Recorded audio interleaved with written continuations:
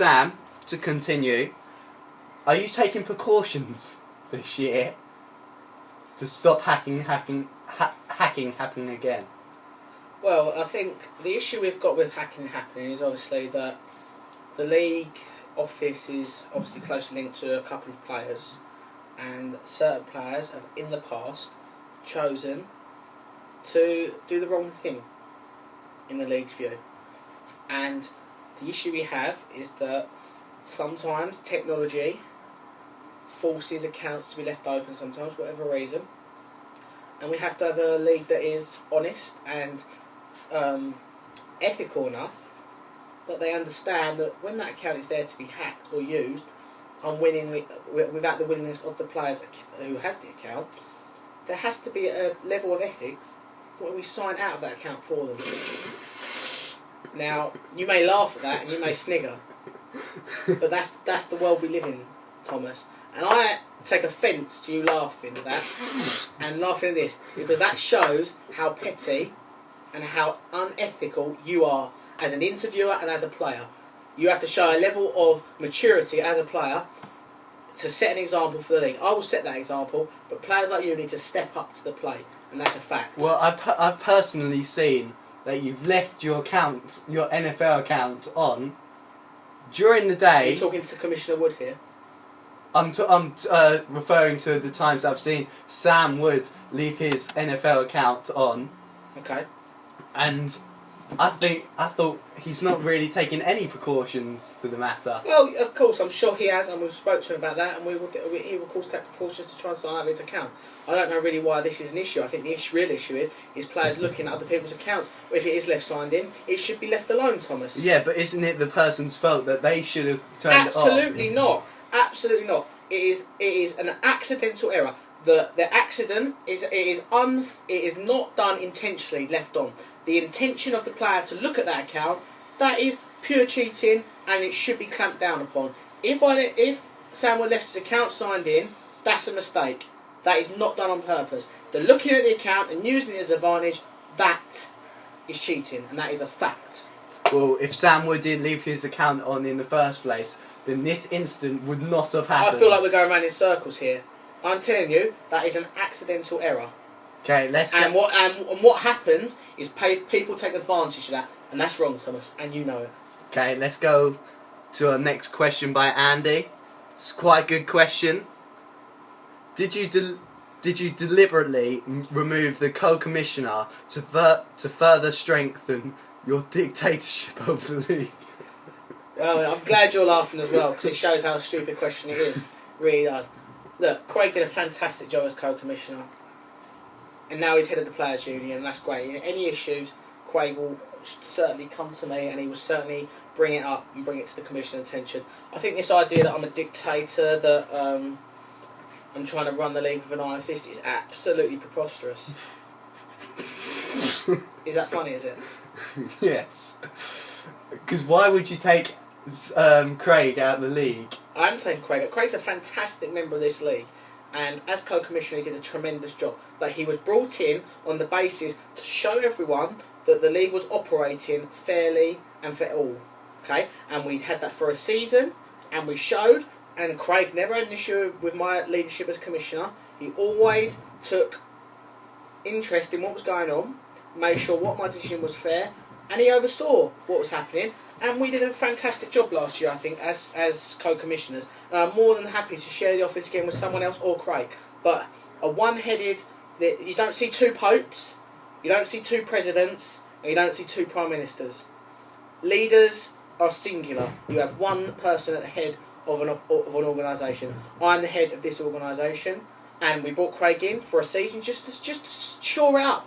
Show there's democracy in this league, and we did that. And now I think we're back to running it as a one commissioner league, and I don't see what the issue is. Is the league not running well? I think the league's running well. Judge it. People at home, you can judge. Is the league being run well? That is up for you to decide, and if you have an issue in the league, you can speak to Commissioner Wood, or you can speak to Craig Wood as head of the Players' Union. There is means and ways to go about with disputes, and we always will have that with means and ways to do so. Okay, thank you, Sam. Now we have two questions from Simon from Bristol. Carry on.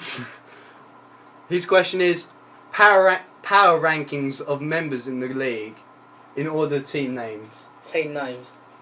This is a good question because I feel like I can answer this because I think there's been some good team names this year. Not my favourite name, but I think because he came out of himself, he deserves the number 1 spot, and that's Andrew with Brun Forest Brun. He came out of himself. Nice He didn't go on name. any websites. That's impressive, and I think he deserves a mention. Well done, Lucca Andy. right in the P is another good name. I think that was a tremendous name. Obviously, got to be Original. careful of what we say. It's original and it is a bit un-PC. Horton here's a Julio.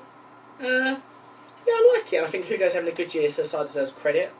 And then I think you go down. Grass is Green is a good name because he's got AJ Green. And then you've got the rest of the team names that are okay. I don't think they're anything particularly special. They must have not put that much effort into it. True. And then coming to Simon's second question, how do you feel about being the biggest douchebag in the league? Well, I guess that's addressed to Sam, so I guess I have to answer for him.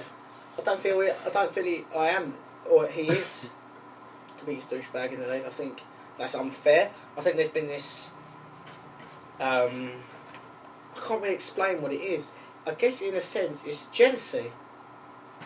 Jealousy? Jealousy mixed, What do you think people are jealous mixed of? with hatred. The fact that he won first year and the second year's team was good. I think for Simon, it's upsetting to get beat But his 3 third times. year is not that Si- so good. Well, it's early on, and we've seen before teams come through and win from below. Si's lost 3 years on the road to him in the first game of the year. It's got to sting for a competitive guy like Si. I can understand his frustration, but he takes his frustration out in the wrong way. He should concentrate on getting his team better. Okay. Question from Tom Smith. How do you feel that Sam probably won't make the playoffs this year? I think it's way too early to say. I think we saw last year Andrew was in 5th or 6th place, snuck in the playoffs, had a strong finish, and he wins the playoffs. You know, I think he's got Des Bryant coming back. If he's back after 8 weeks or 6 weeks, then Wood. But is I've in a heard that it could be coming back after 12 weeks. Not 12. No one's ever said 12, Thomas. I'm afraid you're. I've seen on his report that it could be 12 weeks. I think you're totally misinformed. I think you need to check your facts. The Dallas Cowboys have always, on this issue, said 6 to 8 weeks. Some medical professionals outside of Dallas Cowboys have said 8 to 10 weeks. That is the max. So let's say 10 weeks. 10 We're weeks. week 14. That's playoff time, baby. That's right where you want to be. That's the sweet spot, Tom. But you don't I have. know you don't know about the sweet spot, but that's where it is, baby. 14. But you don't have your top wide receiver for the whole of the season. Well, then we're going to have to see that Sam is going to have to see that his team, he's going to have to use waivers, he's going to have to be smart, do trades, he's going to have to make some moves. We know that, we already knew that, and he's going to continue to do that. And he's always done that. He's always taken risks in trades and waivers. It's the rest of the league that holds it back a little bit with the trades. There's a bit of a scaremongering in the league that they think everyone's trying to mug each other off. And I really don't think that's the case. I think last year we saw him take a trade for Lacey, didn't work out for him in the end, but he took the risk. People need to be able to take the risk, and he's going to have to take a bigger risk to make someone make a trade for him, that's for sure. Yeah, true. As the trades this season have been very low, not even one. Not one yet. Who do you think? What do you think was the best pick in the draft? Number 1, Lev Bell. Well, from a rookie to the best pick. So I don't understand the question. Who do you think had the best pick in the draft? Ollie with Lev Bell.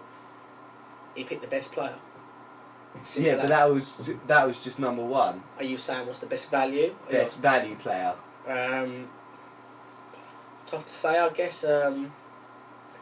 Amir Abdullah's a good pick from Saab. That was quite early. I'm trying to think of someone who got a good value pick. Well, Ollie's picked up Larry Fitzgerald. That looks like a good pick-up.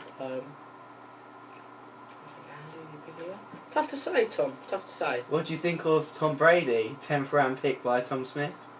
I think, in all honesty, he's been probably giving himself too many props for that.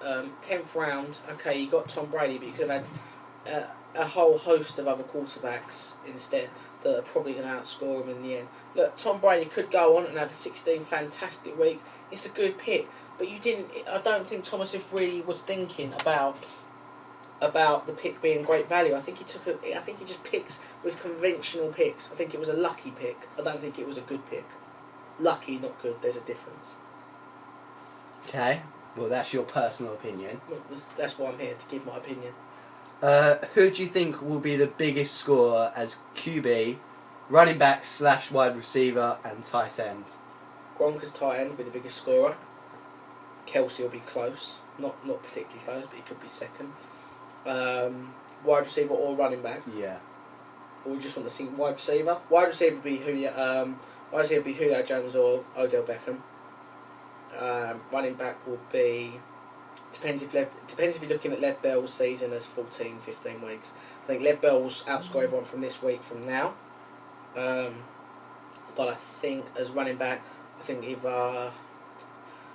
Adrian Peterson can get up there. No, I think Lev Bell will be the top scorer, and quarterback will be Aaron Rodgers. Andy Luck will have a good finish, definitely. I think Andy Luck will be